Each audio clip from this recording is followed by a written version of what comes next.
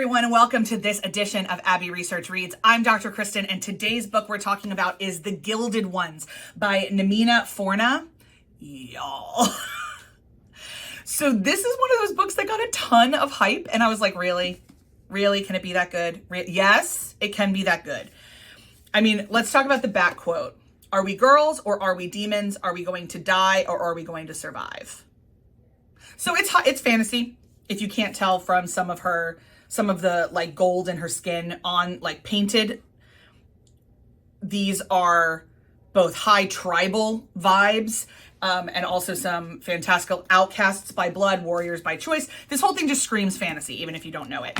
So we follow Deka, who is 16, and when we meet her, she's about to go through the rite of purification. We find out that in this world, blood is everything. How many other societies have we been at like this?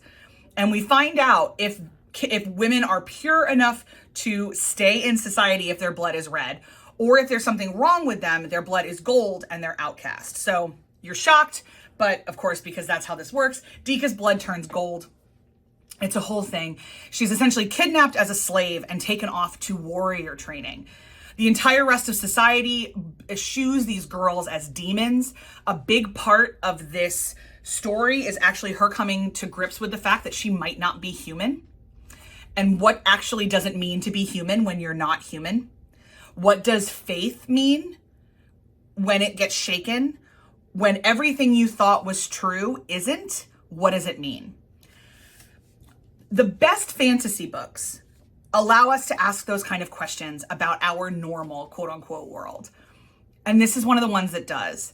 I really appreciated its really frank conversations about slavery and sexism and religious persecution and religious garbage that leads to all that stuff. I loved the conversations about the way that we get rid of old gods and goddesses because we think we know better, but you know, they're never really going to go away, and the power and the belief holds. So there's a sequel coming out to this in May, and I've already pre-ordered it. I slept on this one, and I bought it from Fabled when I was in Waco in December, and I'm really, really glad I did. It came out in 2020. Like I said, I slept on this one for a little bit, but I hope you don't, especially now that the sequel is coming out. Deka goes on a really specific journey here. I mean, there's hallmarks of other YA, like of course there's a tribe and there's a team and we have to get together and all of that's there, and it's great and it's so well written. Forna's prose is mwah. Plotting is tight. The twists are predictable in the ways that like mean that you don't feel unsupported as a reader. Like I didn't necessarily see all of them coming. I saw a couple of them coming, but I always felt like she knew what she was doing, which in a world of massive world building is incredibly important. So I definitely recommend this one. You might feel it's a stretch for an empathy read because it's not about like actual life, but if you chase the rabbit holes that Namina Forna is bringing for you, if you think about truly what the life of slaves is like, what the life of oppressed women is like, if you chase that mental rabbit hole, Deka takes you on it.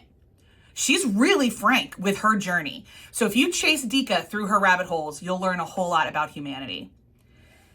If you enjoyed this conversation, please hit the thumbs up and subscribe to the channel. And if you like the vibe and larger conversations about empathy, make sure to subscribe to the parent channel where Dr. Aaron and I have a lot of those. In the meantime, I'll see you next time for Abbey Research Reads. Bye.